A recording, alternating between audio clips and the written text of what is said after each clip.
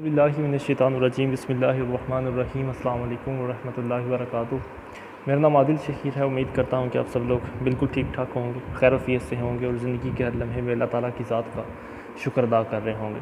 अच्छा, आज जो हमें टॉपिक डिस्कस करना है वो है पार्लियामेंट्री फॉर्म ऑफ गवर्नमेंट के मतलब किसी भी मुल्क में पार्लियामेंट्री फॉर्म ऑफ गवर्नमेंट क्या होती है, कैसे काम करती है, इसके फ़ीचर्स क्या हैं, इसके एडवांटेजेस क्या हैं, इसके डिसएडवांटेजेस क्या हैं। ठीक है, इसके यानी कि पार्ट्स कौन कौन से होते हैं, इसके आर्गन कौन कौन से होते हैं।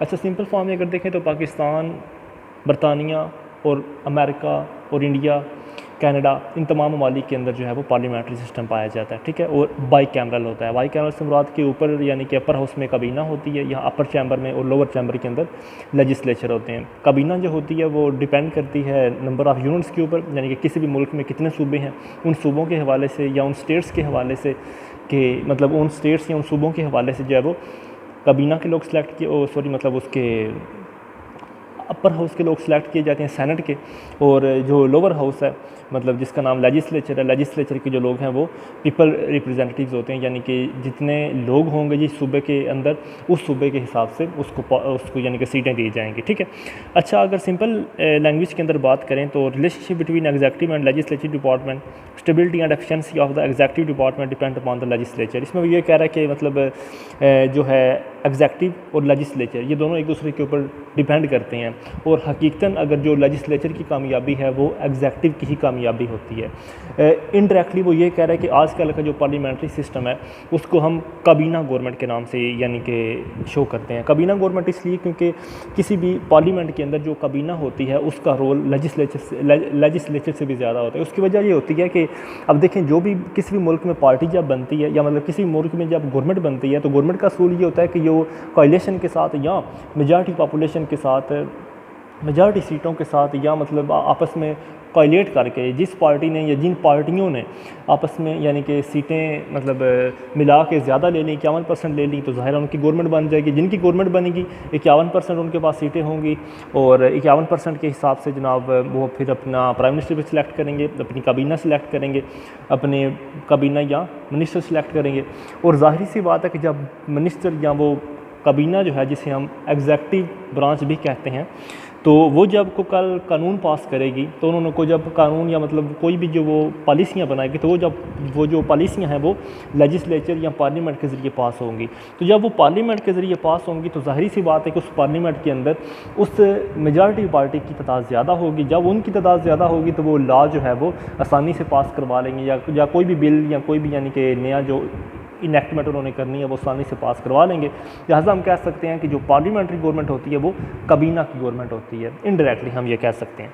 दूसरा है nature of parliamentary form of government. इसकी नेचर कैसी होती है? In which the legislative and executive organs of the states are closely connected and interdependent to each other. ठीक है, for the affairs of the state. वही बात आ गई कि मतलब इंडिपेंडेंट एक दूसरे के ऊपर, इंटरडिपेंडेंट एक दूसरे के ऊपर इसलिए होते हैं क्योंकि पहले एग्जीक्यूटिव ब्रांच जो है उसने पॉलिसियाँ यानी कि बना के पार्लियामेंट के अंदर पेश करनी होती हैं लेजिस्लेचर के सामने। लेजिस्लेचर के अंदर अपोजिशन भी होती है और उनकी अपनी जमात भी होती है यानी कि एग्जीक्यूटिव की। लिहाजा मतलब डिस्कशन के बाद या मतलब कुछ पॉइंट्स को डिसमिस करने के बाद या उनको अमेंड करने के बाद जो है बिल वो है जो है मंजूर कर लिया जाता है कसरत राय के साथ। लेकिन लेजिस्लेचर की मदद के बगैर कोई भी बिल जो है वो मंजूर नहीं हो सकता। अगला है इसके आर्गन कौन कौन से होते हैं। पहला आर्गन है प्रेसिडेंट, दूसरा आर्गन है प्राइम मिनिस्टर, तीसरा आर्गन है काबीना या उसकी कौंसिल के मिनिस्टर्स, चौथा आर्गन है पार्लियामेंट। अगर पहले आर्गन की बात करें प्रेसिडेंट की, तो प्रेसिडेंट जो होता है वो आजकल नॉमिनल एग्जीक्यूटिव के नाम से उसे याद किया जाता है, या मतलब उसका नाम होता है, उसे किंग भी कहते हैं या मतलब प्रेसिडेंट भी कहते हैं। प्रेसिडेंट जो होता है मतलब आज के दौर के अंदर एक ऐसा शेर होता है जिसके दांत नहीं होते। ठीक है, यानी कि किसी भी स्टेट के अंदर उसकी औकात ये होती है कि मतलब सिर्फ कागज़ों के अंदर तो उसके बहुत ज़्यादा यानी कि उसको इख्तियार दिए जाते हैं, लेकिन हकीकतन उसके दांत निकले हुए होते हैं। ठीक है, और बेसिकली मतलब उसने कोई भी जो इख्तियारात उसके पास होते हैं वो सिर्फ एक नॉमिनी के तौर पर होते हैं, या मतलब एक कोई भी वो एक क्या होता है कि एक स्टेट का रिप्रेजेंटेटिव होता है, कोई भी यानी कि तकरीब वगैरह होती है तो वो उसमें जा सकता है, लेकिन बहरहाल उसके पास किसी भी किस्म का कोई इख्तियार नहीं होता अनटिल कि कॉन्स्टिट्यूशन की मदद के साथ वो उसमें अमेंडमेंट करके इख्तियारात अपने पास ना ले आए। ठीक है, he may possess many powers but in practice he can not exercise them without the consent and advice of the prime minister. हकीकतन उसके पास इख्तियारात होते हैं, लेकिन किसी भी इख्तियार को इस्तेमाल करने से पहले वो प्राइम मिनिस्टर से इजाज़त लिए बगैर कोई भी काम नहीं कर सकता, या प्राइम मिनिस्टर की मर्ज़ी के बगैर कोई भी काम नहीं कर सकता, क्योंकि prime minister head of the government, president या king head of the state. दूसरा जो प्रोसेस है, prime minister and all other ministers are the member of the parliament, they are responsible to the head of the state for their acts and policies but really to the parliament. इसमें वो ये कह रहा है कि जो prime minister होता है या उसकी जो काबीना होती है वो बेसिकली क्या होती है, वो पार्लियामेंट का हिस्सा होते हैं, वो लेजिस्लेचर से निकल कर अपनी काबीना अलग से बना लेते हैं। ठीक है, होता क्या है कि उनकी जो भी पॉलिसीज़ वगैरह होती हैं वो जवाबदेह होते हैं actually head of the state को, लेकिन हेड ऑफ़ द स्टेट को बराए नाम वो जवाबदेह होते हैं, हकीकतन वो जो जवाबदेह होते हैं वो पार्लियामेंट के सामने जवाबदेह होते हैं। और पार्लियामेंट के जो आर्गन हैं वो 3 से 4 आर्गन मैंने अभी आपको बताए। नंबर 3 के ऊपर है kabina as a whole is responsible to the parliament. ठीक है, काबीना मुकम्मल तौर पर, काबीना या काबीना के मिनिस्टर जो हैं वो मुकम्मल तौर पर पार्लियामेंट के सामने जवाबदेह होते हैं अपनी किसी भी किस्म की पॉलिसियों को, और अगर उनकी कोई भी पॉलिसी लेजिस्लेचर को पसंद नहीं आती वो वोट ऑफ नो कॉन्फिडेंस के ज़रिए उसको साइड पे लगा सकते हैं। अच्छा, अगली बात करें तो इसमें वो ये कह रहा है कि leader of the majority party in the parliament is to form a government and prime minister and become a prime minister select all the other ministers for his party. किसी पार्लियामेंट के अंदर जो है वो मतलब मेजॉरिटी पार्टी जो है वो आसानी से अपने प्राइम मिनिस्टर को सिलेक्ट करती है। सिलेक्ट करने के बाद प्राइम मिनिस्टर जो होता है वो अपनी काबीना खुद अपने हाथों से मतलब अपने जहन के मुताबिक सिलेक्ट करता है। अच्छा, अगली बात करते हैं ये काम कैसे करती है। A system of government in which the power to make and execute law is held by the parliament. System of government, ये एक ऐसा सिस्टम ऑफ गवर्नमेंट होता है कि जिसके ज़रिए हम पार्लियामेंट की मदद के बगैर किसी भी लॉ को ना तो अमेंड कर सकते हैं, ना ही इनेक्ट कर सकते हैं, ना ही इम्प्लीमेंट कर सकते हैं, ना ही हटा सकते हैं। ठीक है, मतलब इसके पास लॉ मेकिंग और लॉ इम्प्लीमेंटेशन के तमाम इख्तियारात होते हैं पार्लियामेंट के पास। दूसरा, बरतानिया का जो पार्लियामेंट्री सिस्टम है वो बाई कैमरल है। ठीक है, और ये दुनिया का सबसे पुराना पार्लियामेंट्री सिस्टम का नाम से जाना जाता है। ठीक है, दूसरी तरफ जो यूनाइटेड स्टेट है, United state does not it's legislature, United state की लेजिस्लेचर नहीं है बल्कि लेजिस्लेचर की जगह उसकी कांग्रेस होती है। सेनेट इसकी अलबत्ता होती है लेकिन लेजिस्लेचर की जगह कांग्रेस होती है। Upper house senate, lower house Congress. ठीक है, pass is the law and the separate part of the government, और ये the executive branch carries them out. मतलब बाकी इसकी वर्किंग बिल्कुल वैसे ही है जिस तरह ब्रिटिश प्राइम मिनिस्टर की और ब्रिटिश काबीना या ब्रिटिश पार्लियामेंट की है, लेकिन सिर्फ इसके नाम की तब्दीली है। अगली बात कर रहा है पार्लियामेंट में कंसिस्ट ऑफ द चैम्बर्स और हाउसेज इधर बाई कैमरल और यूनी कैमरल। वो कह रहा है कि मतलब पार्लियामेंट जो होता है वो यहाँ बाई कैमरल होता है या यूनी कैमरल होता है। बाई कैमरल अगर हो तो वो उसके 2 हाउसेज या 2 चैम्बर्स होते हैं। अपर चैम्बर मैंने पहले डिस्कस कर लिया जिसे सेनेट कहते हैं, लोअर चैम्बर को पार्लियामेंट कहते हैं और लोअर चैम्बर को लेजिस्लेचर कहते हैं, दोनों को मिला के पार्लियामेंट कहते हैं। यूनी कैमरल जो लेजिस्लेचर होता है उसमें काबीना नहीं होती, सिर्फ और सिर्फ वो लोग होते हैं जो इलेक्शन के जरिए सिलेक्ट होकर आते हैं, यानी कि people of representatives of people. ठीक है, और वो यानी कि यूनी कैमरल होता है। ठीक है, अच्छा आगे चलते हैं। Upper house is often called, मतलब जो अपर हाउस होता है उसे हम सेनेट कहते हैं और सेनेट को जो होता है उसे हम रिवाइजिंग चैम्बर कहते हैं, या मतलब हम उसे कहते हैं कि एक एडवाइजरी के तौर पर वो काम करता है। ठीक है, अच्छा आगे चलते हैं। आगे है पार्लियामेंट्री फॉर्म ऑफ गवर्नमेंट के फीचर्स क्या क्या हैं।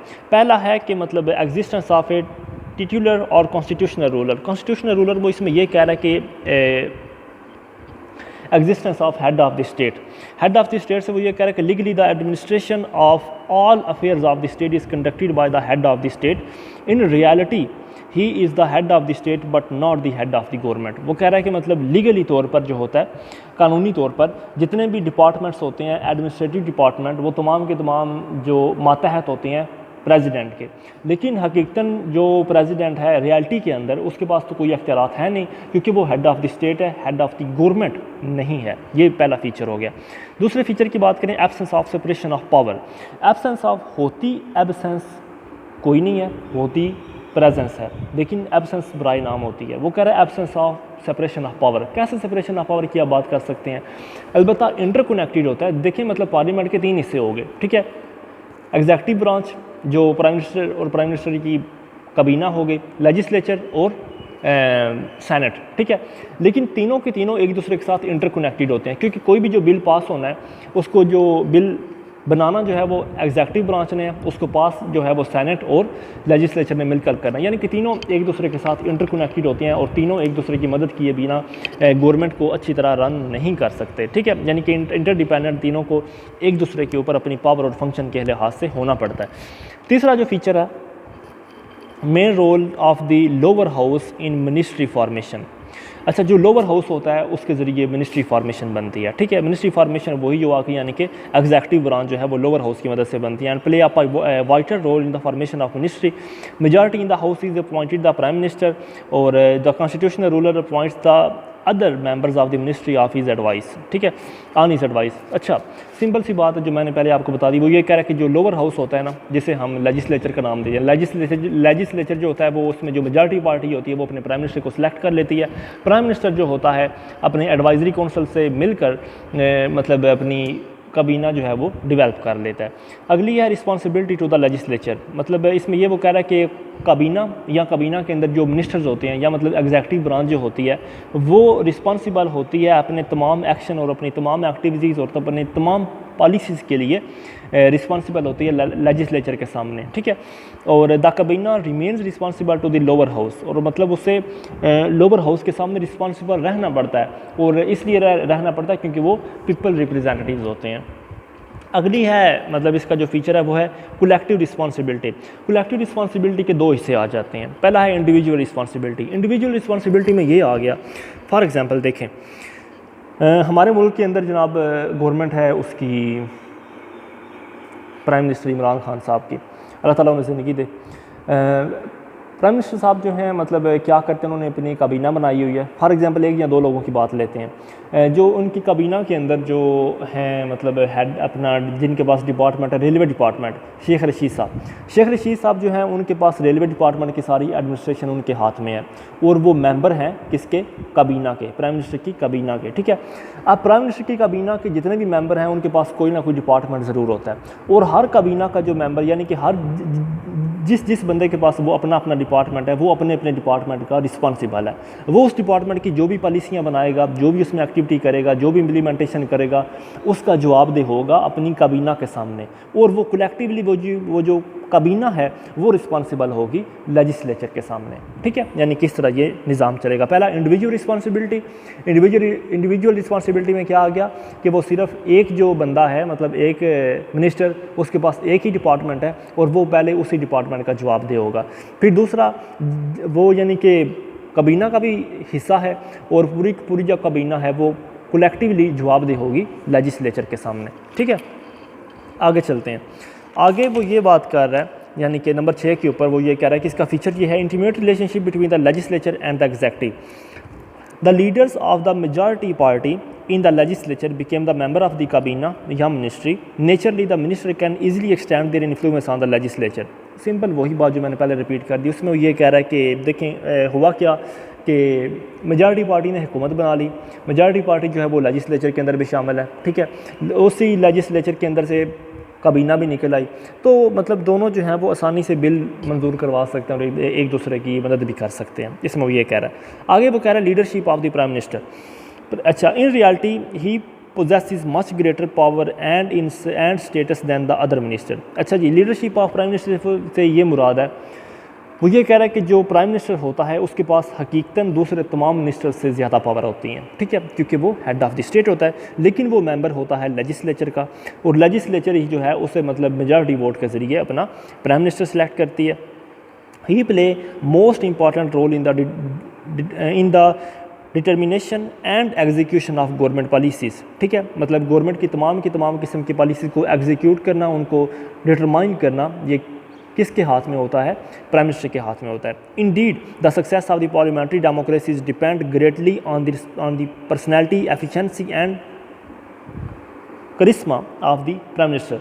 वो ये कह रहे हैं कि किसी भी पार्लियामेंट्री सिस्टम की जो कामयाबी होती है वो बहुत भारी तरीके से डिपेंड करती है, यानी कि ग्रेटली इन्फ्लुएंस करती है कि प्राइम मिनिस्टर की पर्सनैलिटी कैसी है, ठीक है, प्राइम मिनिस्टर डिसीजन कैसे लेता है। ये तमाम की तमाम चीज़ें शो करती हैं कि पार्लियामेंट्री सिस्टम कितना अच्छा होता है, ठीक है।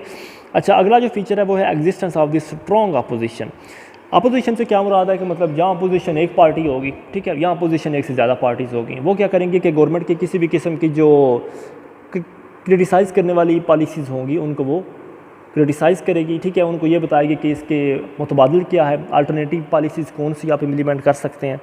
और बस यही मतलब स्ट्रॉन्ग अपोजिशन होती है और वो गवर्नमेंट को चलाने में यानी कि मदद करती है। हम ये कह सकते हैं opposition can be called the life force of parliamentary democracy, कि पार्लियामेंट्री डेमोक्रेसी की जो लाइफ फोर्स होती है वो अपोजिशन को कहा जाता है। आगे है काबीना डिक्टेटरशिप। काबीना डिक्टेटरशिप इसका फीचर है, kabina has to perform manifold functions. काबीना जो होती है क्योंकि उसके पास बहुत सारे फंक्शन होते हैं। Number 1 function, formulate the policies of the government after reviewing both national and international issues. International और नेशनल इशूज़ को देखते हुए इन्होंने तमाम की तमाम पॉलिसीज़ को रिव्यू करना होता है और उनको इम्प्लीमेंट करना होता है। नंबर 2 इसका फंक्शन क्या है, arrangement for passing laws to implement the policies. मतलब इन्होंने लॉज को मतलब इन्होंने मुख्तलिफ़ किस्म के कानून की अरेंजमेंट करनी होती है ताकि उनको बाद में पार्लियामेंट से पास करवाया जा सके। नंबर 3 के ऊपर इनका जो फंक्शन होता है, control and direct the administrative department of the country, ठीक है, यानी कि पूरी की पूरी जो स्टेट के एडमिनिस्ट्रेटिव डिपार्टमेंट्स होते हैं उनको इन्होंने कंट्रोल करना होता है, हेड करना होता है, चलाना होता है। नंबर 4 के ऊपर coordinate the activities of the different depart of the government. मुख्तलिफ़ किस्म के डिपार्टमेंट जो हैं गवर्नमेंट के उनको आपस में कोऑर्डिनेट करना, उनको आपस में लिंक कायम करके रखना, ये तमाम जिम्मेदारी काबीना की होती है। नंबर 5 के ऊपर prepare the draft budget in a constitution with the prime minister, in the consultation with the prime minister, कि इन्होंने बजट तैयार करना होता है प्राइम मिनिस्टर की यानी कि उससे प्राइम मिनिस्टर से मशवरा लेने के बाद। ये भी 5वें नंबर पे फंक्शन होता है काबीना का। नंबर 6 के ऊपर है कि काबीना एक्ट एज अ की stone of the political arc, ठीक है, steering wheel of the ship of the state. हम इसे काबीना को कह सकते हैं कि काबीना ने किसी भी गवर्नमेंट के अंदर एक बहुत इंपॉर्टेंट पोजीशन संभाली हुई होती है। एक किस्म की जो अगर हम स्टेट को, एक मुल्क को एक कश्ती यानी कि हम कहें तो उस कश्ती का जो हैंडल होता है वो काबीना के पास होता है, ठीक है। काबीना जो भी असूल बनाती है, जो स्टेट होती है वो उसी के मुताबिक आगे यानी कि उसकी पॉलिसियाँ चलती हैं। अच्छा, मतलब इस तरह के दूसरे भी इसके फंक्शंस वगैरह होते हैं। ऑल इन ऑल के मतलब काबीना की जो डिक्टेटरशिप है हम उससे इनकार नहीं कर सकते। अच्छा, अगली बात करता है काबीना under the leadership of prime minister has virtually become dictator. और रही सही कसर यानी कि काबीना की डिक्टेटरशिप के अंदर प्राइम मिनिस्टर खान साहब प्राइम मिनिस्टर साहब निकाल देते हैं, क्योंकि वो जो होते हैं हेड होते हैं गवर्नमेंट के भी और हेड ही होते हैं उसके काबीना के भी। लिहाजा ऑल इन ऑल हम कह सकते हैं कि तमाम बल्कि बहुत सारे अख्तियारात काबीना के पास होते हैं, ठीक है। अच्छा, अब इसके एडवांटेजेस क्या हैं? सबसे पहला एडवांटेज है strengthen the relationship between executive and legislature. Parliamentary system का सबसे पहला फंक्शन होता है कि एग्जेक्टिव ब्रांच और लेजिस्लेचर ब्रांच के आपस में ताल्लुकात को मजबूत बनाना। एज द मेंबर ऑफ काबीना और also the member of parliament, ठीक है जी, हमें पता है कि जो भी बंदा अपना काबीना का मेंबर होगा वो उसका यानी कि पार्लियामेंट का भी मेंबर होगा, ठीक हो गया। There is a close collaboration between executive and legislature. लिहाजा लेजिस्लेचर के दरमियान और यानी कि काबीना के दरमियान और पार्लियामेंट यानी कि लेजिस्लेचर के दरमियान जो रिलेशन है वो काफ़ी हद तक अपना क्लोज भी होता है, कोलैबोरेटिव भी होता है और इंटरडिपेंडेंट भी होता है। The minister participate in all debates, discussions and decisions of legislature, ठीक है, यानी कि जो भी मिनिस्टर्स होते हैं या जो भी काबीना के मेंबर्स होते हैं या जो भी एग्जेक्टिव मेंबर्स होते हैं वो तमाम किस्म की डिस्कशंस और साथ ही साथ इम्प्लीमेंटेशन, डिसीजन, ठीक है, और डिबेट्स वगैरह के अंदर हिस्सा लेते हैं जो लेजिस्लेचर के अंदर होते हैं और उनके ज़िम्मेदार भी होते हैं वो, ठीक है। There is a unity of purpose and harmony between them. उनके आपस में यानी कि लेजिस्लेचर और एग्जेक्टिव के दरमियान जो है वो काफ़ी हद तक हम कह सकते हैं कि यूनाइटी भी होती है किसी भी चीज़ को इम्प्लीमेंट करने के लिए। The close harmony between the gives this merits of promptitude, efficiency and confidence in its action and policies. इसमें वो ये कह रहा है कि मतलब चूँकि इनको हासिल होती है लेजिस्लेचर की काफ़ी हद तक सपोर्ट हासिल होती है, ठीक है, एग्जेक्टिव ब्रांच को, लिहाजा ये जो भी पॉलिसियाँ बनाती है बड़े कॉन्फिडेंस के साथ, बड़े मेजरमेंट के साथ और आसानी से यानी कि ये बना लेती है, क्योंकि इसे पता होता है कि लेजिस्लेचर के अंदर इनकी तादाद ज़्यादा है और ये ख़ुद भी लेजिस्लेचर का यानी कि पार्लियामेंट का हिस्सा हैं, तो ये आसानी से किसी भी कानून को पास करवा सकते हैं। दूसरा जो फ़ायदा है वो है ensure responsibility and checks autocracy. Responsible form of government, क्योंकि मतलब जो काबीना सिस्टम होता है वो रिस्पॉन्सिबल फॉर्म ऑफ गवर्नमेंट इसे हम कह सकते हैं, ठीक है। The ministers are constantly criticised by the members of the parliament specially by those of opposition, ठीक है। मतलब जो भी काबीना का मेंबर होता है अगर उसने कोई गलत पॉलिसी बनाई है तो जो अपना उसका क्या नाम है पार्लियामेंटेरियंस होते हैं, अब स्पेशली अपोजिशन जो होती है वो उस बंदे को ज़रूर जो है वो मतलब क्या करती है, क्रिटिसाइज़ करती है। फॉर एग्जांपल आप कह सकते हैं कि मतलब जो अपना उनका क्या नाम है गुलाम सरवर साहब, या आई थिंक सो नहीं अच्छा चलिए शेख रशीद की एग्जांपल लेते हैं। अगर कहीं भी यानी कि रेलवे के किसी भी डिपार्टमेंट, रेलवे की किसी भी ट्रेन के अंदर कोई भी हमला होता है या कोई भी एक्सीडेंट होता है तो उसका इनडायरेक्टली जो मतलब क्रिटिसाइज़ किया जाता है वो शेख रशीद साहब को किया जाता है, क्योंकि उनको कहा जाता है कि आपने केयर नहीं की, या मतलब आपकी पॉलिसियाँ गलत हैं, या मतलब आपने जो बंदे लगाए हुए हैं वो केयरलेस हैं। तो लिहाजा का मतलब जो भी मिनिस्टर होता है जिस भी डिपार्टमेंट का, उसे काफ़ी हद तक क्रिटिसाइज़ किया जाता है अगर उसने पॉलिसियाँ अच्छी ना बनाई हों अपने डिपार्टमेंट की, ठीक है, और स्पेशली तौर पर अपोजिशन की तरफ से। और अगर वो अपने ऑफिस को मतलब सही तरह रिस्पॉन्सिबल बिहेवियर के साथ ना चला सके तो उसे वोट ऑफ नो कॉन्फिडेंस के ज़रिए रिमूव भी कर दिया जाता है, या उसे मतलब रिज़ाइन भी ले लिया जाता है वोट ऑफ कॉन्फिडेंस के ज़रिए अगर मेजॉरिटी लोग लेजिस्लेचर के उसको हटाने पर राज़ी हो जाएँ तो। तीसरा है quicker legislative action. Quicker legislative action में वही बात आ गई, क्योंकि मतलब एग्जेक्टिव ब्रांच डिपेंड करती है लेजिस्लेटिव ब्रांच के ऊपर।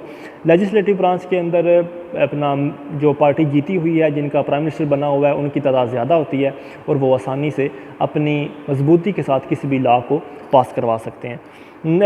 उसके बाद है division of power. Division of power में वो क्या कह रहा है, अच्छा देखें जहाँ पर डिवीजन ऑफ पावर में आपने पॉइंट अंडरस्टैंड करना है।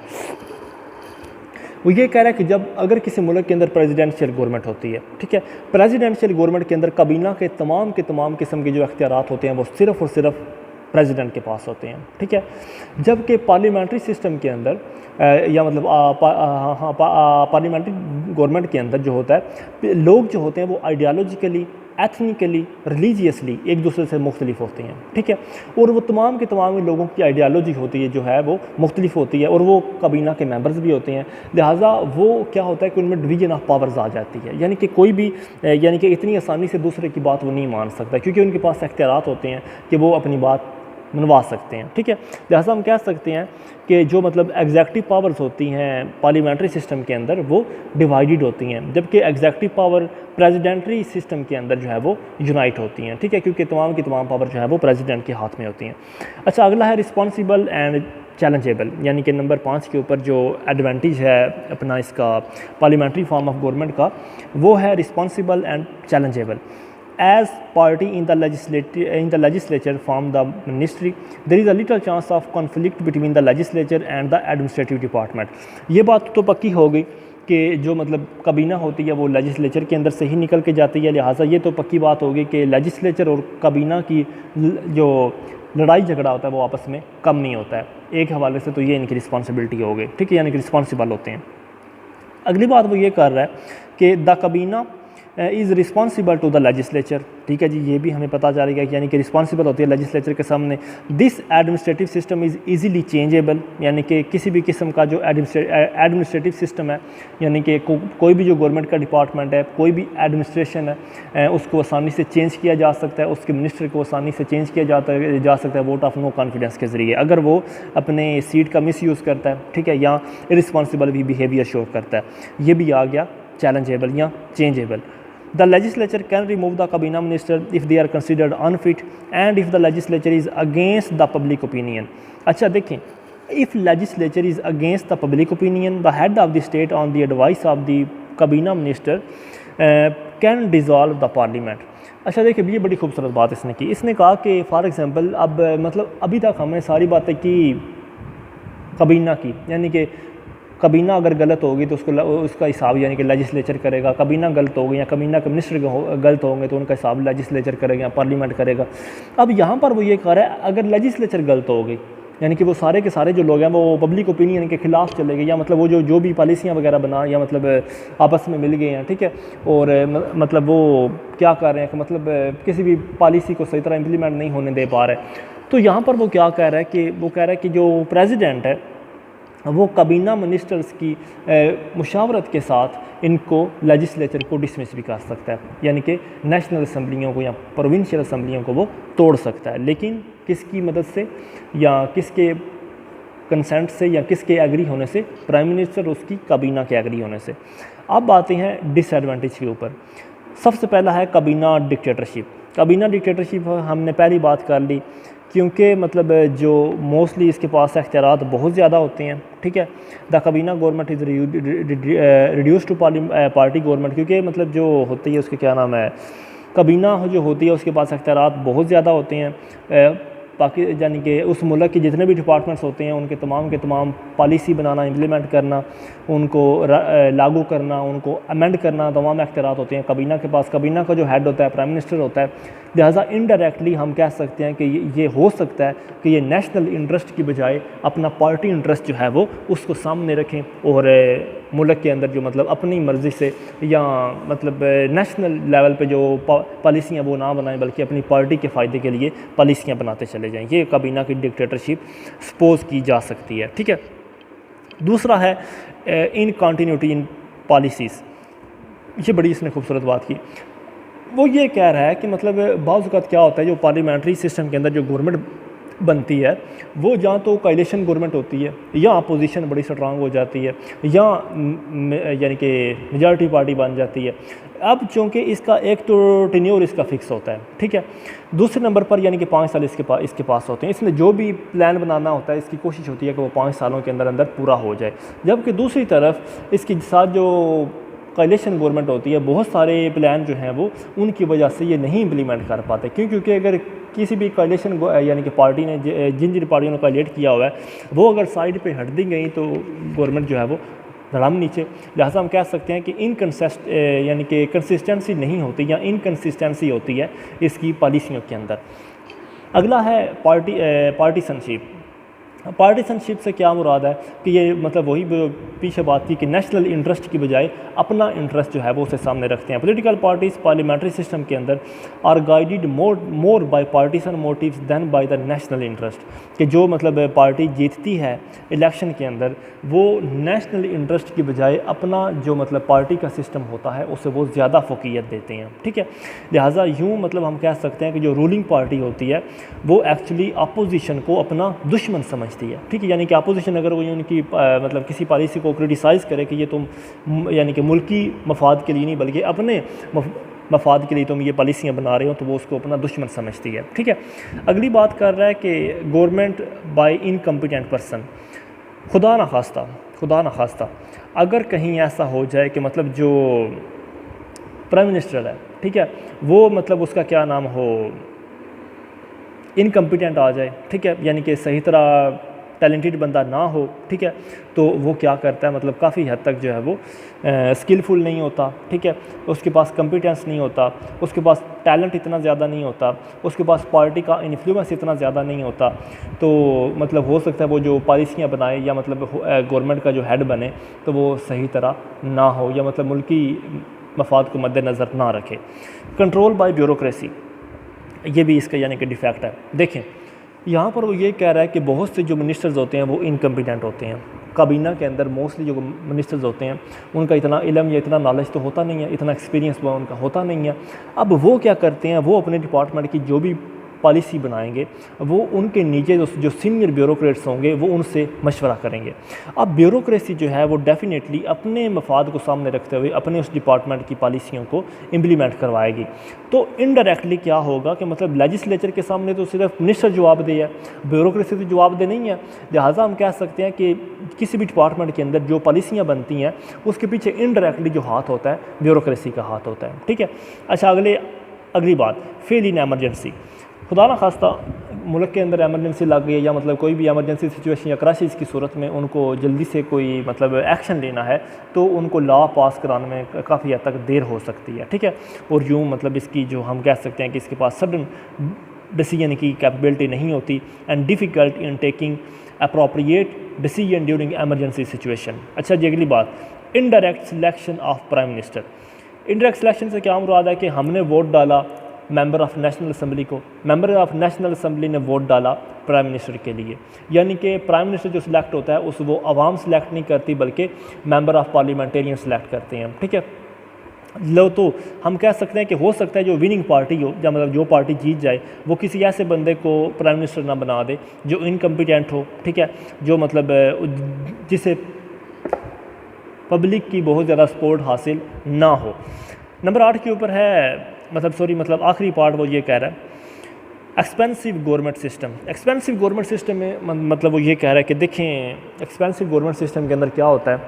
वो ये कह रहा है कि होता क्या है कि जो मिनिस्टर्स होते हैं या जो लेजिस्लेटिव असम्बली के लोग होते हैं, जो भी बंदा पार्लियामेंट का मेंबर होता है उसके अख्तियार यानी कि उसकी गाड़ी, उसका प्रोटोकॉल, उसकी सिक्योरिटी और फिर यानी कि इलेक्शन के ऊपर इतने ज़्यादा अखराजात आ जाते हैं। तो ये मतलब जो नेशनल या हमारा या कौमी ख़जाना होता है, नेशनल ट्रेजरी जिसे हम कहते हैं, ये तमाम चीज़ें उसके ऊपर बहुत हद तक भारी पड़ती हैं पार्लियामेंट्री गवर्नमेंट को, और ये एक गरीब मुल्क जो है वो इतनी चीज़ें बर्दाश्त नहीं कर पाता, ठीक है। अगर कोई क्वेश्चन हो तो पूछिएगा। थैंक यू सो मच, आज के लिए इतने। अस्सलाम वालेकुम।